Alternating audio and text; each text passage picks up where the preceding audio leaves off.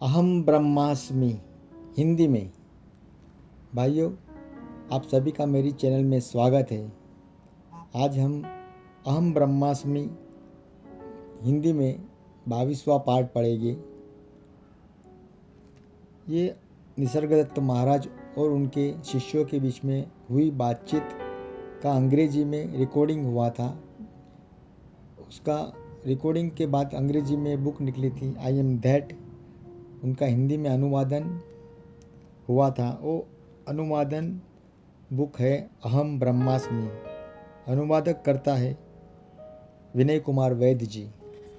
तो आइए हम पढ़ते हैं आज अध्याय 28। समस्त कष्ट कामना से ही उत्पन्न होते हैं। प्रश्नकर्ता: मैं यहाँ से बहुत दूर स्थित एक देश से आया हूँ।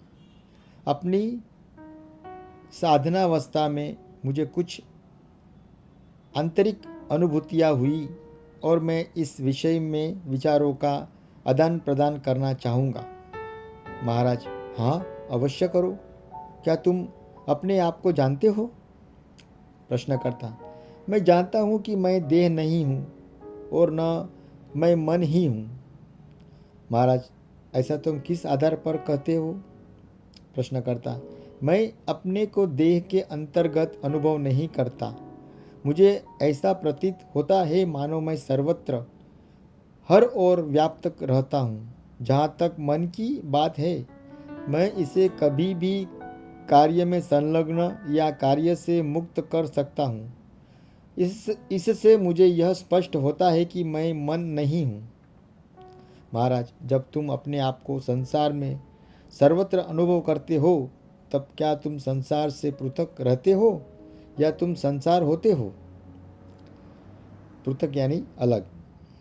प्रश्नकर्ता: दोनों ही बातें सत्य है। अपने आप को कभी कभी न तो मैं, न तो देह, न मन, बल्कि एकमात्र सर्वदृष्टा नेत्र सा अनुभव करता हूँ। इस विषय में जब मैं और गहराई में जाता हूँ तो स्वयं को वह कभी सभी कुछ पाता हूँ जिसे मैं देखता हूँ और सब तब संसार तथा स्वयं मैं एक हो जाते हैं। महाराज: बहुत अच्छा। इच्छाओं के विषय में क्या तुम्हें कोई इच्छाएं है? प्रश्नकर्ता: हाँ, छोटी मोटी सतही इच्छाएं उठती है। महाराज: और तुम उनके विषय में क्या करते हो? प्रश्नकर्ता: मैं भला क्या कर सकता हूँ? वे आती है और चली जाती है। मैं उन पर दृष्टि डालता हूँ। कभी कभी मैं देखता हूँ कि मेरे देह और मन उन्हें पूर्ण करने में व्यस्त है। महाराज: किसकी इच्छाएं पूर्ण होती है? प्रश्नकर्ता: वे उस संसार का अंश है जिसमें मैं रहता हूँ। वे भी उस प्रकार होती है जैसे कि वृक्ष और बादल आदि होते हैं। महाराज: क्या वे किसी प्रकार की अपूर्णता की घोतक नहीं है? प्रश्नकर्ता: ऐसा क्यों? वे जैसी है वैसी है और मैं जो हूँ वह हूँ। इच्छाओं की उत्पत्ति और उनका विलीन हो जाना मुझे कैसे प्रभावित कर सकता है? हाँ, वे मन के रूप और उसकी अंतर वस्तु को अवश्य प्रभावित करती है। महाराज: ठीक है, तुम क्या कार्य करते हो? प्रश्नकर्ता: मैं एक प्रोबेशन ऑफिसर का कार्य करता हूँ। महाराज: अर्थात? प्रश्नकर्ता: किशोर अपराधियों को दंड न देते हुए उन्हें सुधार गृहों में रखा जाता है और कुछ विशिष्ट अधिकारियों को उनके आचरण की देखरेख के लिए उन्हें विशेष प्रशिक्षण देने और उनकी आजीविका खोजने में सहायता करने के लिए नियुक्त किया जाता है। महाराज: क्या तुम्हें कार्य करना पड़ता है? प्रश्नकर्ता: कार्य कौन करता है? कार्य स्वतः ही होता रहता है। महाराज: क्या तुम्हें कार्य करने की आवश्यकता है? प्रश्नकर्ता: पैसों के लिए मुझे इसकी आवश्यकता है। यह मुझे अच्छा लगता है क्योंकि इससे मैं जीती जागती वस्तुओं अर्थात मनुष्यों के संपर्क में आता हूँ। महाराज, तुम्हें उनकी क्या आवश्यकता है? प्रश्नकर्ता, शायद उन्हें मेरी आवश्यकता हो और यह उनका प्रारब्ध है जो मुझे इस कार्य में नियुक्त करने का कारण बना। समग्रतः तो सारा जीवन एक ही संपूर्णता है न? महाराज, अपनी इस वर्तमान अवस्था तक तुम कैसे आए? प्रश्नकर्ता, श्री रमण महर्षि की शिक्षाओं ने मेरे लिए मार्ग प्रशस्त कर दिया। फिर मैं श्री डगलस हार्डिंग नाम के एक सज्जन से मिला जिन्होंने मैं कौन हूँ कि साधना कैसे करें यह बतलाते हुए मेरी सहायता की। महाराज, यह अकस्मात हुआ या क्रमश हुआ? प्रश्नकर्ता, यह बिल्कुल अचानक ही हुआ, जैसे कोई पूर्णतः विसमृत वस्तु अपने मन में कौंध जाए वैसे, या कि जैसे बोध की झलक स्पष्ट रूप से अकस्मात जाग उठे। कैसी सरल सी बात है। मैंने कहा, कितनी सरल बात है। मैं वह नहीं हूँ जो मैं सोचा करता था कि मैं हूँ। न तो संवेदित वस्तु हूँ मैं और न संवेदन करता। मैं बस संवेदन मात्र हूँ। महाराज, संवेदन भी नहीं, परंतु वह वस्तु जो इस सब को संभव करती है। प्रश्नकर्ता, प्रेम क्या होता है? महाराज, जब भिन्नता और पृथकता का भाव अनुपस्थित होता है तब उसे तुम प्रेम कह सकते हो। प्रश्नकर्ता, स्त्री पुरुष के मध्य होने वाले प्रेम को विशेष स्थान क्यों दिया जाता है? महाराज, क्योंकि इसमें आनंद का तत्व सर्वाधिक प्रत्यक्ष है। प्रश्नकर्ता, क्या प्रेम के सभी रूपों में ऐसा ही नहीं है? महाराज, ऐसा होना आवश्यक नहीं। प्रेम पीड़ा का कारण भी बन सकता है, तब इसे करुणा कहा जा सकता है। प्रश्नकर्ता, प्रसन्नता क्या होती है? महाराज, अंतर बाह्य के मध्य परस्पर सुसंगतता प्रसन्नता है। दूसरी ओर बाह्य कारणों से स्व तादात्म्य कर लेना कष्ट का कारण बनता है। प्रश्नकर्ता, स्व तादात्म्य कैसे अस्तित्व में आता है? महाराज, आत्म स्व अपने स्वभाव से तो केवल अपने को ही जानता है। जिस किसी भी वस्तु का संवेदन इसे होता है, अनुभव के अभाव के कारण यह उसे आत्मा के रूप में ही मान्य कर लेता है। पर अनेक ठोकरें खाने के पश्चात इसमें विवेक जागृत होता है और यह वैराग्य का जीवन अपना लेता है। विषयों से ऊपर रति जब इसके आचरण का स्वाभाविक हिस्सा बन जाती है, तब एक तीव्र आंतरिक प्यास अर्थात मुमुक्षा जागृत हो जाती है और इसे अपने स्तोत्र की खोज में प्रवृत्त कर देती है। तब देह रूपी बुझा हुआ दीपक ज्योतित हो जाता है, आत्मा प्रकाश जाग जाता है और सब कुछ पूर्णतः स्पष्ट और प्रकाशित हो उठता है। प्रश्नकर्ता, कष्टों का मूल कारण क्या है? महाराज जवाब दे रहे, व्यक्तित्व से स्व तादात्म्य, इंद्रियों के संवेग कितने भी प्रखर क्यों न हो, कष्टों का कारण नहीं होते। यह तो मन ही है जो कि दोषपूर्ण धारणाओं से भ्रमित हुआ। मैं यह हूँ, मैं वह हूँ आदि विचारों का अभ्यस्त होकर हानि की आशंका से भयभीत और प्राप्ति की आशा से लालायित होता है और असफल होने पर कष्टों में फंस जाता है। प्रश्नकर्ता, मेरे एक मित्र को हर रात भयावह स्वप्न आया करते थे। सोने का विचार ही उसे आतंकित कर देता था। किसी भी प्रकार से वह इससे छूट नहीं पाया।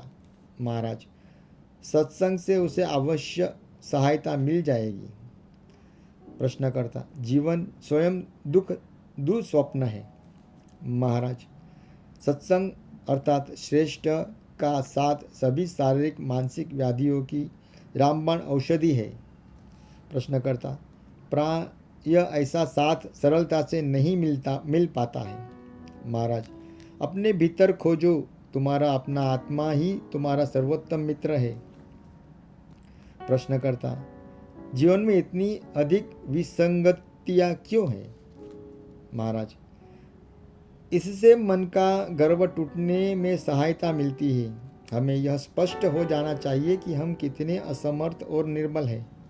जब तक हम स्वयं को इन कल्पनाओं से सम्मोहित किए रहते हैं कि हम इस प्रकार से हैं, यह जानते हैं, यह हमारा है, यह करते हैं आदि, तब तक वस्तुतः दुर्दशा में ही पड़े रहेंगे।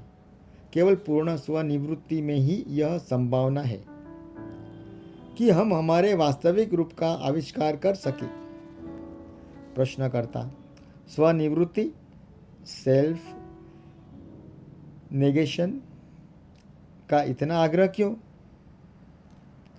महाराज, यह भी उतना ही महत्वपूर्ण है जितना कि आत्म साक्षात्कार।